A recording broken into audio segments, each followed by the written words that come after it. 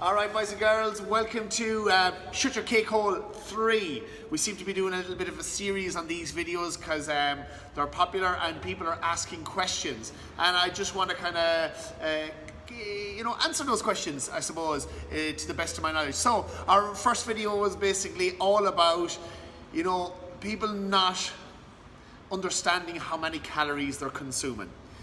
Second video was how to break down the calories in the meals that you're eating. Today I'm going to show you how to estimate how many calories you should be consuming depending on your goals. All right, so this is kind of the most important thing to know and to understand, because it would allow you to gain a better understanding of your food, a better understanding of what you're consuming, so you can make way better decisions. Okay, so I have the laptop out here and I'm just gonna flick you over to the screen and show you the website I use. So the website I will be using to find out the calories that I need to be consuming each day is this one here, the Calorie Calculator. Now it's gonna jump straight to where I'm looking for, but I'm going to take you back to the home page first. So it's just a calculator page. Now we're going to work here with the fitness and health calculator, and we're aiming to find out, well, basically we're bypassing the BMR, but it's initially the BMR that we're finding, which is your basal metabolic rate, and then we're going to find out how many calories, depending on our activity level, we should be consuming. So I go to this calculator, the Calorie Calculator. Now, let me just state this again. This is an estimation. It's a rough guide, but by going through this process, you're going to understand your food better. You're going to understand what exactly your body requires, and once you start understanding what your body requires, it's much easier to make adjustments. Now I'm going to jump in here and just go straight to how I calculate my own.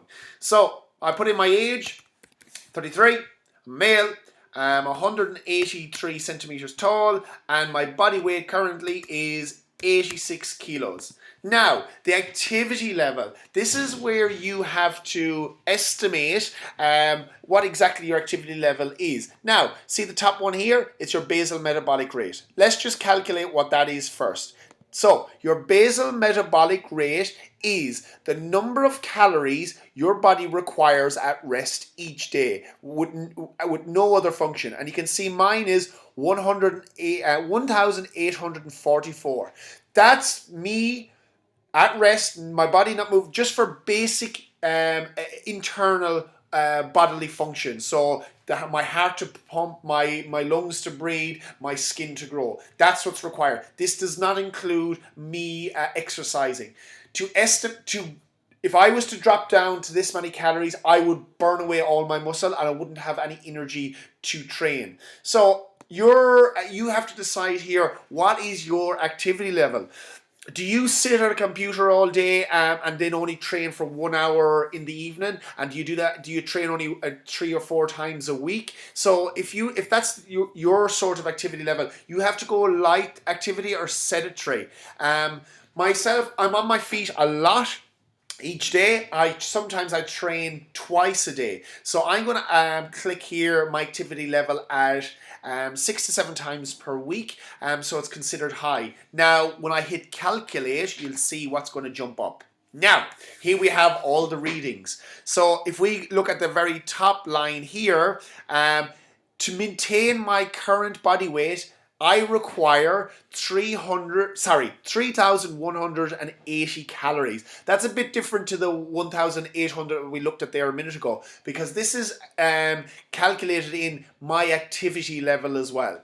Now, my goal personally is gaining weight. So I would always aim to try and gain 1 kilo a week. Now, it doesn't happen like that. I don't want gain 1 kilo a week, and it's never linear. I aim for that, but sometimes that doesn't quite happen. But I always shoot for about 4,000 calories a day anyway, and I keep it in and around that. Now, there's some days, like this is our deload week, so I'm not eating 4,000 2,000 calories every single day during a deload week because my activity level is a lot lower. So this is where you can make the adjustments, and this is why this is important to understand.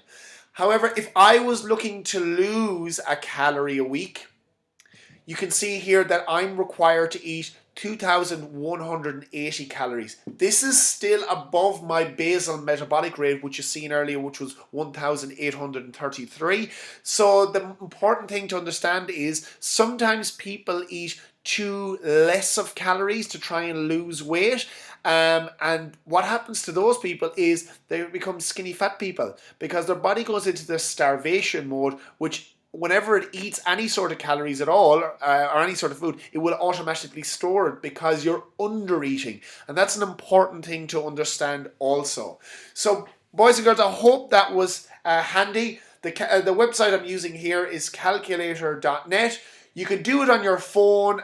You can do it. I'm just using the computer here because I'm using my phone to take the video.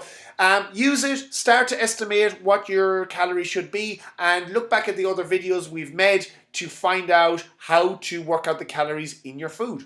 Giddy up! So you can see there that I've worked out exactly what I need to be doing.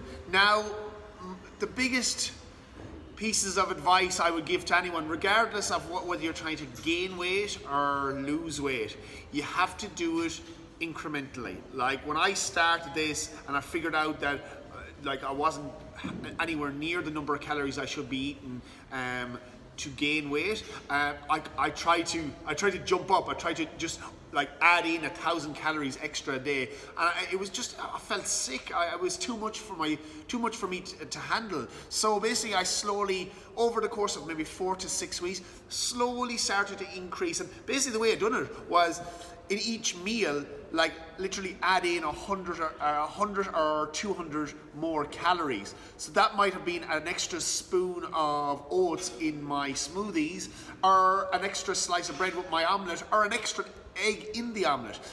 So it needs to be done incrementally. And likewise, if you're trying to lose weight, because the worst thing will happen if you're trying to lose weight and you dramatically reduce the number of calories you're eating straight away, you're going to be hungry.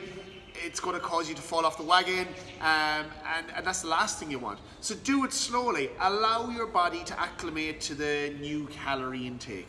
So I really hope that will help. That's the third video in the series now. You put all three of them together, you slowly start building a better relationship with food, and you will reach your goals. As I said, you don't need a fucking gym membership. You just need to shut your cake hole. Giddy up!